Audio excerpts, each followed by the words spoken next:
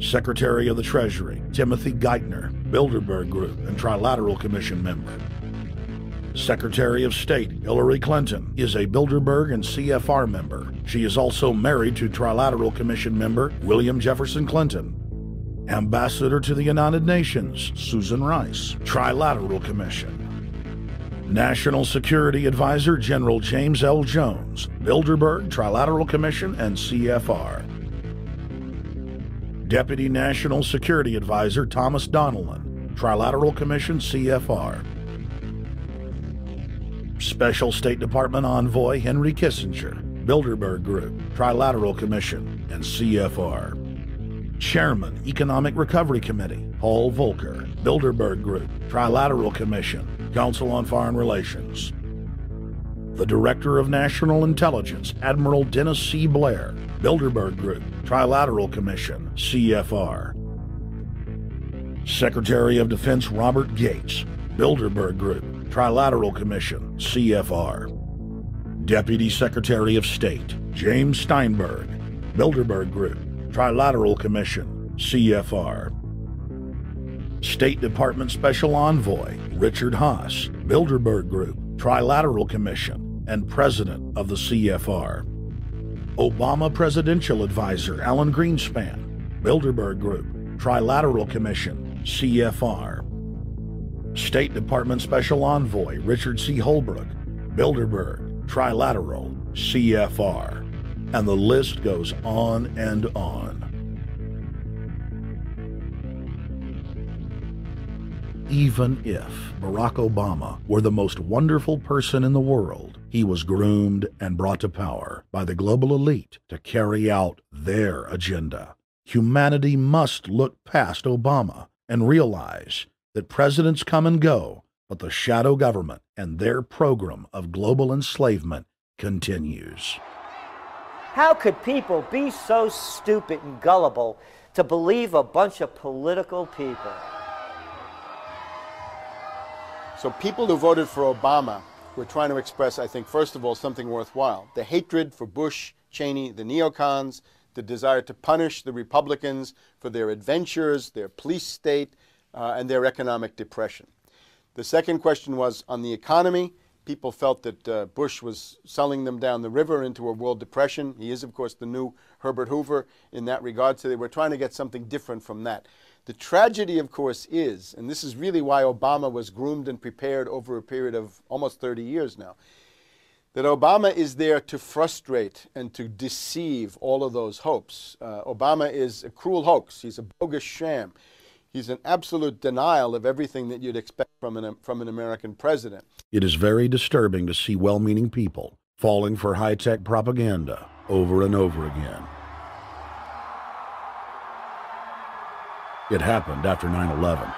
The American people en masse were swept into a mob psychology, irrationally throwing their common sense to the wind and doing whatever the administration told them to. The general public eventually caught on to the fact that George W. Bush was a deceitful thug and that the economy was in freefall. In the midst of it all, Barack Obama was there, speaking out against the abuse of the people at the hands of the establishment. With the election of Barack Obama, the world rejoiced that the United States was no longer in the hands of madmen. But unfortunately for humanity, this was another vicious fraud. I want to like the guy. He speaks gently, he's intelligent, he seems to be a man of peace. He is just as charismatic as they come. But you know what? Is that a tree is really, really measured by the quality of its fruit. And when you kind of put away all the flowery words, when you put away all the rhetoric, when you put away all the rock and roll music, what he does is what's important for the people of this country, starting with the truth. Obama is notoriously a liar. He promised that he would get out of Iraq, I think within 16 months at some point. We had Samantha Power telling the Scotsman that he wouldn't be bound by those promises, and sure enough, he's now not going to be bound by those promises. Obama pledged in hundreds of speeches and interviews that within 6 months of being elected, he was going to bring our troops home from Iraq. But after he was inaugurated, the story changed. Now he said that they would look at bringing some of the troops home in 16 months. 2 weeks later, his story had changed again. Now the administration would look at bringing the troops home in 23 months. Well, Obama's already fudging. He's fudged since day one in this election, where he first said we're getting out. Well, now it's a timetable, and now it's da-da-da, because they're getting to him. They're understanding that, and he ain't going to be able to get him out because people more powerful than him got us in. When he first ran, remember, he was going to take the troops out. I get in there, troops come home. Day one.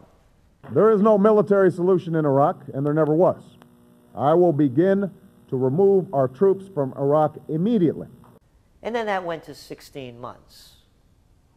And now he's going to add, they're saying, another 30,000 or more troops to Afghanistan. Next, he sent 30,000 more Marines to Afghanistan, doubling the total number of forces in the crosshairs. Barack then announced that he was going to move missile systems into Eastern Europe to encircle Russia. But after all, what should we expect after he kept Bush's Secretary of Defense Robert Gates? The outcome of this policy is if you're constantly meddling near the Russian borders with these fascist creeps, IMF, NATO agents like Yushchenko of Ukraine or Saakashvili or Georgia, or these Kaczynski twins in Poland, or various collections of people in Latvia, Lithuania, Estonia, you're tied to these gangsters, and if they decide to start a war, that rapidly escalates into thermonuclear World War III. This is worse than the neocons. Bush and Cheney never got as far as Brzezinski, Soros, and the other people running Obama. Barack Obama swore that he would vote to repeal the Patriot Act, but then he voted for its reauthorization. Obama decried the Bush administration's illegal warrantless wiretapping of the American people. Then he voted to legalize it. Obama pledged that he would filibuster any attempt to give retroactive immunity to the telephone companies, the telecom companies, except he then turned around and voted for that bill. Most people don't know, for example, that he voted to reinstate the Patriot Act and more government wiretapping. Candidate Obama told desperate factory workers in speech after speech that he was going to renegotiate NAFTA and GATT to make it more fair for American workers. It is absolutely true that NAFTA was a mistake. But then his campaign was caught sending out memos to top corporate leaders, telling them not to worry and that it was just campaign rhetoric. We had Obama saying, you know, I'm against free trade. I don't like NAFTA and all those free trade sellouts. We had Austin Goolsbee going to the Canadian diplomats and saying, don't mind him. He's just popping off. That's just election era rhetoric. Doesn't mean anything. Presidential candidate Barack Obama was publicly criticizing the North American Free Trade Agreement in a bid for votes, but privately telling Canadian officials not to worry about it. He said that he was going to bring us peace in the Middle East. He said that he was going to bring us transparency and a balanced economy.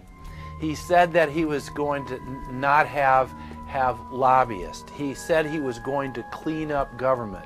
He said he was going to work for the environment. And point by point by point, within the first month of his inauguration, he has lied and deceived and cheated the American people. The people of the United States and the world were filled with hope that Obama was the real deal when in his first week in office he signed an executive order supposedly closing Guantanamo Bay and other secret prisons. Then the press actually had a chance to read the executive order and were shocked to find that the executive order only said that Obama was thinking about closing Guantanamo in a year. But worst of all, the executive order continued the practice of rendition, which the LA Times called secret abductions. They don't know. They think that he's signed off immediately on closing Guantanamo, but he's allowing prisoners now to be taken to foreign countries and not knowing where they're sending them and to be tortured in foreign countries. They don't know that they kept that provision in there. Obama is now continuing the practice of secret arrest, secret prisons, and most importantly, indefinite detention without trial.